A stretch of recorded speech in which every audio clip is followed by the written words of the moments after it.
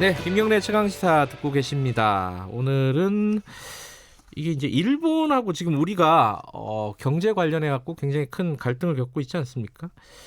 이런데 이 와중에 이제 북한이 여기에 이제 얘기가 자꾸 나오고 있습니다. 왜냐면은 일본이 이제 한국을 통해서 이게 전략 물자가 북한으로 지금 새어 들어가고 있다. 뭐 이런 식으로 좀 주장을 했고, 그게 뭐 말이 안 된다. 우리가 이렇게 반박을 하고 있고, 오히려 일본에서 더 많이 나가는 거 아니냐, 북한 쪽으로 이런 전략 물자들이 이렇게 지금 논란이 붙고 있습니다.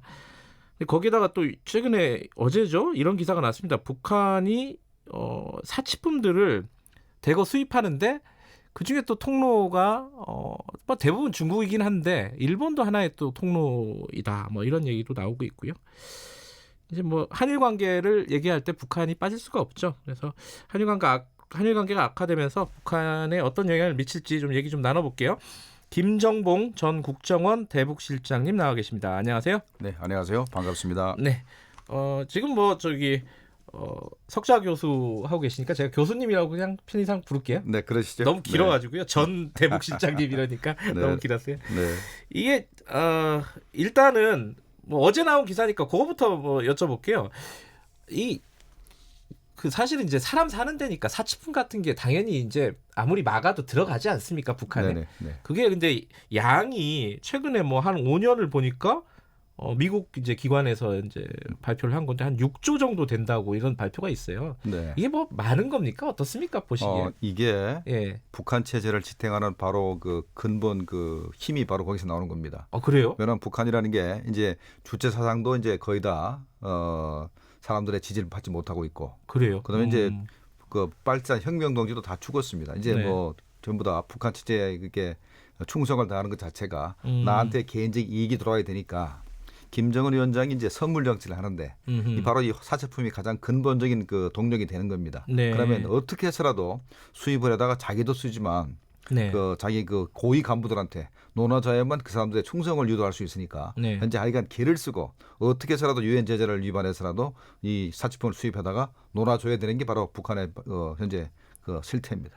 뭐 사치품 목록을 보면은 뭐 무슨 술도 있고 차도 있고 뭐 여러 가지가 있습니다. 이런 게 다 금지가 돼 있어요. 그 제재로? 네, 맞습니다. 이 사치품이 전부 다 유엔 제재의 금지 품목이 됐는데 예. 북한이 2006년도 10월 9일 날 1차 핵실험을 했습니다. 예. 그때부터 해서 열차례에 걸쳐 가지고 대북 제재가 계속해서 이제 강화됐기 때문에 예. 이 사치품뿐만 아니라 뭐 대부분의 북한의 그 수출의 물량도 현재는 거의 다 막혀 있는 상태입니다. 근데 막혀 있는데도 이렇게 꽤 많이 반입이 된다는 얘기잖아요. 그게 북한이 이제 많은 돈을 들여서 또 머리를 짜내서 공작기관이, 그러니까 우리나라에 간첩을 보내듯이 이 공작기관이 그 바로 이 사치품 수출입에 바로 관여하기 때문에 이게 아하. 가능해지는 겁니다. 그러니까 뭐 바로 북한에 수입한다 그러면 그거를 유엔 제재 때문에 또 네. 미국의 세컨더리 보이콧 때문에 하지를 못하지요. 네. 그럼 어떻게 하냐면 이제 그 위장 회사를 만듭니다. 네. 중국인이든 러시아 사람이든 아니면 싱가포르 국적을 가진 사람이든 가지고 위장 회사를 만들어 가지고 위장 회사를 만들면 그 나라가 수입한 거 한 다음에 그 나라가 다시 수출하게 만듭니다. 수출하게 만들어서 그 수출품이 뭐 중국으로 간다, 아니면 일본으로 간다 해놓고 중간에 이제 그 배가 북한으로 가게 됩니다. 그렇게 해서 이제 몰래 이제 밀수를 하는 거죠. 그러니까 미국의 선진국박연구센터 여기에서 이제 공개한 내용을 보면은 네. 벤츠 하나를 수입하는데 네. 5개국을 거치더라고요. 네덜란드에서 네네. 중국, 일본, 부산도 살짝 거쳤다가 러시아로 갔다가 이게 북한으로 들어가요. 네네. 예. 이렇게까지 해서 이런 걸 수입을 해야 되는 거예요, 북한은?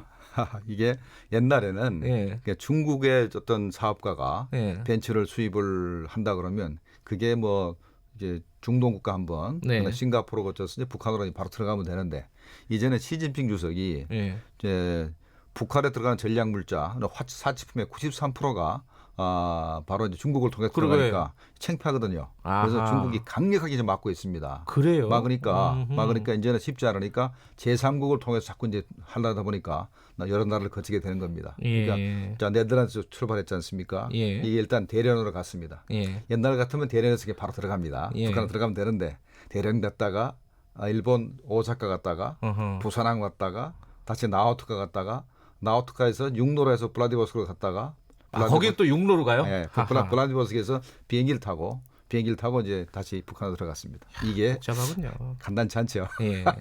근데 이런 그 어떤 사치품이나 이런 거를 수입하는데 이제 중국이 막고 있다고 했잖아요. 아까 시진핑 주석이. 그럼 그런 통로 중에 하나가 일본일 수도 있는 건가요? 일본은 예. 구조적으로 예. 조총련이 있지 않습니까? 아하. 조총련은 굉장히 단결력이 강한 게 예. 유치원부터 대학까지 전부 다 학교를 쭉 이렇게 다닐 수가 있고 예. 대학을 나오면 직장을 줍니다.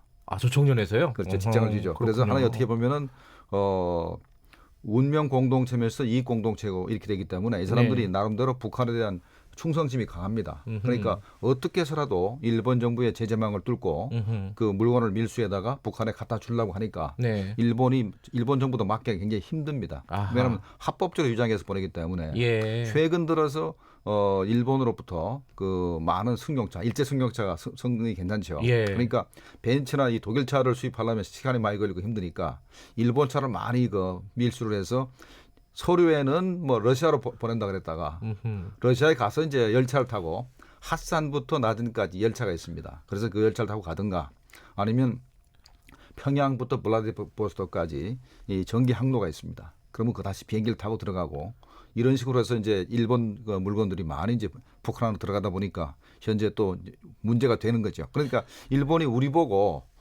이제 사치품이나 전략물자를 북한에 많이 준다고 하지만 사실은 이거는 뭐 묻은 개가 뭐 묻은 개를 비난한다고 그래요. 말도 안 되는 소리입니다. 이 일본은 할 말이 없군요. 이거 뭐 북한에다가 뭐 이게 밀반입한다 뭐 물자를 이걸 우리를 비난하거나 이럴 그 뭐랄까요 자격이 없는 자격이 없죠. 이게 예. 이제 입증이 된 게 예. 미국의 비영리 단체인데 과학국제안보연구소 예. ISIS에서 이제 금년 5월달에 발표를 한 게 있습니다. 네. 세계에서 전략 물자를 북한에 보내는데 잘 관리를 하느냐 안 하느냐 하는 걸 예. 이제 평가를 했는데 한국이 17위, 일본이 36위 비교가 안 됩니다.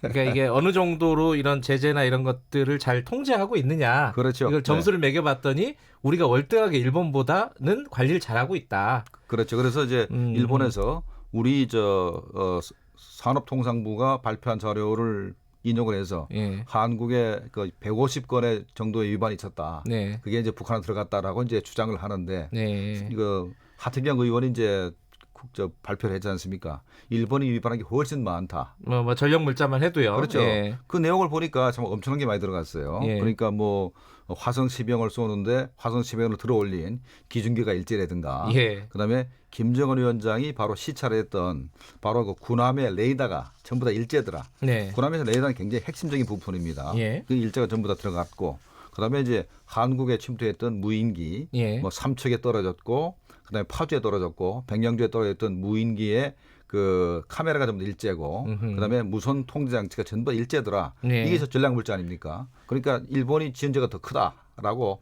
우리가 아주 반격할 수 있는 겁니다. 근데 북한 입장에서 이렇게 한번 상상을 해보면은 네. 자, 한일 간의 수출 관련해 가지고 지금 막 갈등이 빚어지고 있어요.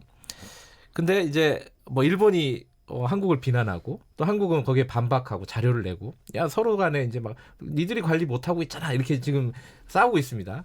북한 입장에서는 서로 이제 눈치를 봐야 되고 관리를 해야 되잖아요. 그럼 지금까지 그래도 수입을 일본을 통해서 막 하고 있었는데 이런 것도 막히게 되는 거 아닌가라는 생각도 들어요. 그러니까 어떻게 보면은 유탄을 맞는 게 아닌가. 자, 그래서 예. 물론 뭐 다른 나라를 우회해서 할 수 있는 방법이 여러 개 있습니다. 있겠죠. 그래서 예. 이제 주로 요새는 이제 러시아로 이제 돌리는데 네. 일단은 남북한과 이제 일본 네. 3자 관계를 좀 보자 그러면 네. 자, 북한 입장에서는 일본과 한국이 싸우는 게 가짜는 거죠. 니들이 뭐 불화수소를 뭐 한국에서 수입해 가지고 북한에 들어가서 자기네가 화학무기를 만들었다. 예. 그다음에 우리 한국은 또 일본의 불화수소가 북한에 들어갔다라고 네. 주장하는데 북한 입장에서는 야 웃기지 마라. 화학무기 그거 벌써 말이야. 우리가 20년 30년 전에 한국 국민을 두세 번 다 죽일 만큼 많은 화학무기를 가지고 있는데 이제 와서 무슨 뭐 불화수소고 조금 말이야 양도 얼마 안 되는 거 가지고 네. 우리 보고 화학무기를 만들라 그랬냐. 웃기지 마라. 이런 게 기본 입장이고. 북한은요. 네, 북한 입장의 기본 입장이고 또 재밌는 거는 북한 입장에서는 예. 현재 한국하고는 4.27 남북 정상회담, 예. 미국하고는 6.12 미북 정상회담, 싱가포르 정상회담 예. 때문에 한국도 비난하기 그렇고 미국도 비난할 수가 없어요. 그러면 누군가를 하나 비난해야만 북한 주민들이 내가 왜 배가 고프다, 내가 왜 정책으로 탄압받아야 되는가 하는 이유를 설명할 수 있으니까 네. 그 대상을 일본으로 삼은 겁니다. 그러면 북한의 뭐 노동신문, 조선중앙TV 이런 것들이 전부 다 매일같이 일본을 공격하는데 예. 자, 이번은 이 사건이 벌어지니까 일본을 비난할 수 있는 거리가 하나 더 생긴 겁니다. 한국과 일본이 이제 싸울 때 일본을 때리는 그 북한 주민들을 단결시키는 네. 소재가 하나 더 생긴 거죠. 근데 일본에서는 우리랑은 굉장히 지금 각을 세우고 뭐 협상도 잘 안 하려고 하고 뭐 이러고 있지만은 북한하고는 좀 얘기 좀 하자 계속 이런 신호를 보내고 있잖아요. 그렇죠. 이게 예. 아베 정부의 그 소외감이죠. 남북한 미국이 이렇게 대화를 하고 이 동북아 정세를 안정시키는데 상당한 일을 하고 있는데 일본만 소외되어 있고 또 일본 정부의 가장 큰 그 과제가 납북 그 일본인들을 소환시키는 문제인데 네. 이것만 소화시키면 지지율이 확 올라갑니다. 근데 어떻게 해서라도 김정은 위원장과 아베가 만나서 악수 한번 하고 네. 몇 명만 소환시키면은 지지율이 올라가니까 그걸 노리는데 현재 북한이 현재 상대를 안 해주는 겁니다. 아, 북한 입장에서는 지금 일본을 상대할 정신이 없을 수도 있어요, 그죠? 그렇죠. 미국을 상대해야 되는데. 그게 이제 중심고리 이론인데 예. 바로 중심고리 하나만 끊으면 나머지 작은 고리는 저절로 해결된다. 예. 미국과의 고리만 끊으면 된다. 그래서 미국에 현재 집중하고 있는 겁니다. 예. 이게 오늘 모셨으니까요. 이게 좀 궁금했던 북한 얘기 하나 더 여쭤보면요. 네. 어제 보니까 국가정보원이 김혁철 그 대미 특별대표 전 네네. 살아있다. 네. 이렇게 발표를 했어요. 네. 그 전에 이제 뭐 조선일보에서는 처형당했다. 그랬죠. 예, 숙청당했다 이렇게 보도를 했었는데 이거 보시기에는 네. 어느 쪽 정보가 맞는 것 같습니까? 자, 김혁철이를 죽일 만한 죄를 짓지 않았기 때문에 예. 김혁철이는 죽일 수가 없었습니다. 자, 그래요? 왜냐하면 가장 큰 잘못은 자기한테 있거든요. 김정은 자신에 있기 때문에 예. 김혁철을 죽일 수가 없는 겁니다. 다만 자, 이 지난번에 하노이 정상회담을 결렬시켰던 책임은 누군가 져야 된다. 예. 그러면 그 당시에 회담을 총주의했던 김영철, 예. 그다음에 그 밑에 있던 뭐 김혁철, 예. 그다음에 그 밑에 있던 뭐 김성애 예. 통일정책 전략실장, 그다음에 통역했던 신희혜영 예. 이런 사람이 다 책임을 져야 된다. 네. 그다음에 하나 빼먹었네요. 그다음에 냉면 목공형했던 조평통 위원장. 잠깐 이용 아니 이름이 뭐죠?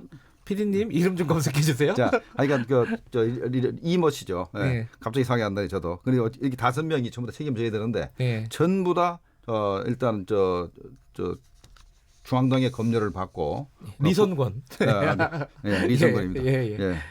저 중앙당의 검열을 받고 그다음에 그 국가보위성의 검열을 받아가지고 다 징계를 받았습니다. 그러니까 김영철은 통일전선부장 자리를 뺏겼기 때문에 네. 현재 당 부위원장이지만 실권이 거의 없고 그다음에 리선권은 목이 날아갔습니다. 네. 그다음에 이제 김혁철은 죽지는 않았지만 공식석상에 전혀 못 나타나고 네. 김성애, 신혜영 다 마찬가지입니다. 그런데 5명이 전부 다 이렇게 징계를 먹었기 때문에 분명히 징계는 받았으나 이것이 사람을 죽일 만한 죄는 못 된다 하는 부분이고 또 하나는 저는 이제 김혁철이 안 죽었다는 거 어떻게 알았냐면 그 38로스라고 있지 않습니까? 예. 미국에 38로스가 이제 그 상업위성 가지고 이제 사진 찍는데 김혁철이 좀 줄여주셔야 됩니다. 미림 비행장에 죽었다 그랬는데 예. 보니까 그 미림 비행장에 평양 시민이 모인 적이 없기 때문에 전 죽지 않은 걸 미리 알았습니다. 아, 그렇군요.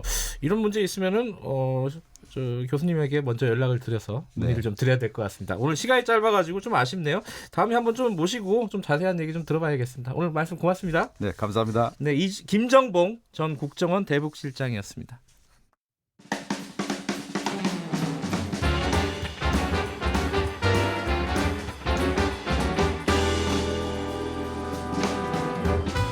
여러분의